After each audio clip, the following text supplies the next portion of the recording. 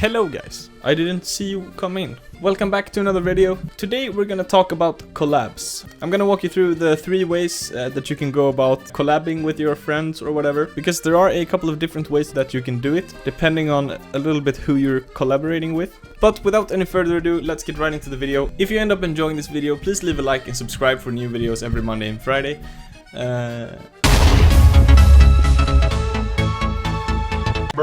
Alright, so we're inside FL Studio. We have our project here that we want to share with a friend or another collaborator. This is a very secret project I'm working on.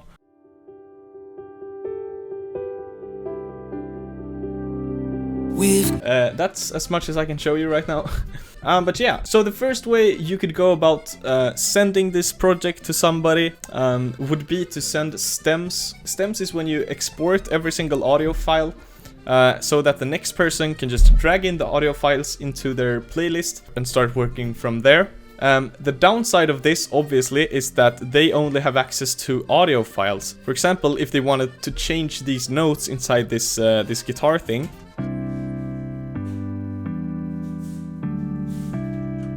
that wouldn't be possible for them because they would have this as a bounced stem, so they would only have the audio file. That is the downside of sending stems, but generally sending stems to people is the standard way of collaborating with each other. Just because your collaborator might not even use FL Studio, maybe he's using Ableton instead.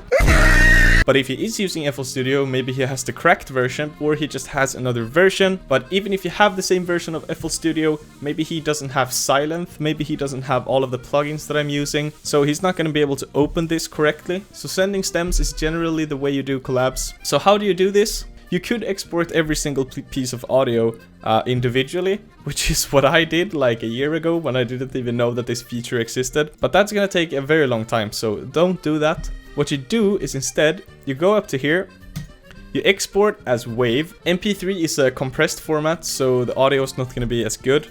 So you want to select WAV, and you just choose a folder or whatever, and you name it Blip Blop Stems for Collab, bro. And then when you come to here, the only thing that you want to check is split mixer tracks. Keep everything the same as normal. And now when you export this, we're getting a crash, guys. It's crashing. Nope, there we go. So what happens is everything that is routed to the mixer will be exported as an audio track. So every mixer channel will be its own audio file. So obviously what you need to make sure is that every single sound that you're using is routed to the mixer. So when you've sent all of the stems to your friend, they can just choose everything and drag them into FL Studio. And yeah, look at that. Now he has all the stems to all of the different instruments and samples and everything that you route to the mixer channel. Now when you do it this way, there's going to be 2 audio files that you want to remove. The current one and the master one. The current one is everything combined before the effect chain on the master, and the master one is everything with the effect chain on the master channel enabled. And your friend or whoever you are collaborating with is going to be able to process all of these individually and remove stuff or add stuff, but they won't be able to change like this bass, for example. They're not going to be able to like change the notes around and stuff like that. So like I said, that is like the downside of using stems. But in general, this is the way you do it. This is the most common way of doing it. So if you ever get the proposal from a big artist and he wants to collab with you, this is the way that you're gonna send the project. So we're back in the original project file, and I'm gonna show you the next way that you can go about a collab. So you go to File, just like before, Export, but instead of exporting it into WAV files, we want to export it into a zipped loop package. And I clicked the wrong button, so we're gonna go into the Hello Guys folder, and it's gonna create an entire zip file with everything included. So we're just gonna save it, and it's gonna work up here. And yeah, there we go. So here's our zip file, and if we double click on it, you can see that it has included all of the different samples, including the FLP. So when you open up this FLP, it's gonna detect all of these samples, so you won't have a problem opening it or whatever. But again, there are some problems with this as well. So for example, if you don't have the same version of FL Studio, it might not open correctly. And if you're using certain plugins that your friend or your collaborator doesn't have, he's not gonna be able to use those or hear what you've done. So it's not foolproof in any way, but if you have a fairly simple FLP file that you want your collaborator to be able to make changes to and stuff like that, this is one way that you could go about it. Moving on to the third way that you can collab is actually by using Splice. So I've been using Splice for maybe like 3 years now, something like that. And most people know Splice for their samples, but that's just one part of their business. They also have a completely free side of their business, which is their like cloud service or whatever. So I have all of my FLPs, all of my projects saved on Splice's cloud, which means that I can work on a song on my desktop and then I can go onto my laptop, for example, and just go into Splice and open the project on my laptop and keep working there.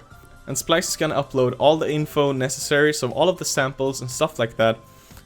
It's gonna keep track of that, so you don't have to worry about anything like that. You don't have to worry about sending the guy that you're working with all of the samples or stems or anything like that. As long as you're using the same version of FL Studio and you have the same plugins, this would probably be the easiest way of collabing. So the way you do it is you go onto the website and you go into your studio. As you can see, I have all of my projects here. Here's my remake of I'm Not Sorry. Here's a few other projects that I have. So for example, if I wanted to share this tech house project with a friend, all I have to do is to go here to the right and click Add Collaborators. So you go into here, Collaborators, and then you just want to find the name of the guy that you're collaborating with. So either his Splice username or his email address. So if I wanted to add my friend Emil to this project, I would just click here, and he's automatically added to this project. So what this means is that Emil can go onto his Splice page or just into the Splice client, and he's just going to be able to click open on that project, and Splice is automatically going to download the FLP, all the samples and everything for him, and he's going to be able to open the project, work on it, and as soon as he saves the project, the new project is automatically going to be uploaded to Splice, where I can then come in and download the new project by just opening it basically, and I'm gonna have the version that he has been working on. So that's actually a really easy way of doing it. Granted, you have the same version of FL Studio and stuff like that, just to ensure there aren't gonna be any problems. I think by using Splice, it's a lot easier than sending stems or a zipped loop package, because you have so much more control over everything. You can tweak melodies and stuff really easily, and you don't have to keep sending a bunch of files to each other all the time. And of course, if I was to change my mind and I want to remove Emil from this project, I just have to click remove. And that's gonna be it. He can't access the project anymore. Why are we still here? A lot of people don't actually know about that Splice actually has this part of their business as well. And if you have both a desktop and a laptop, for example, like I said before, you can just save the project on your desktop and then you can grab your laptop and open it like nothing, you know? You also store all the projects on the cloud, so if you ever lose the computer or the hard drive fails or something, you're gonna have everything backed up as well. This isn't sponsored by Splice or anything, I just really like what they do, and I think you should start using it if you're not already. I'm exhausted from like, man, I never talk this much in my videos. I have to drink some water or something. But yeah, that's gonna be it for this video. Kind of a basic little tutorial for you guys. I hope you found it helpful and that you learned something new. I'm gonna be back on Friday with probably the biggest video yet. It's the video that you've been waiting for so long, the Forever Remix winner. Last Friday, me and Vigilant recorded a video together where we listened to your submissions, and I'm super excited to announce the winner, and I'm super excited to show you guys that video. I think you're really gonna enjoy it. Vanilla Ice! Obviously, all of the demos aren't included in the video because it would be like 6 hours long. So sorry if your remix didn't make it into the video, but just know that we have listened to all of them, of course. I'm gonna keep working on the guitar pack for now, and I will see you on Friday. Thank you for watching. Bye bye.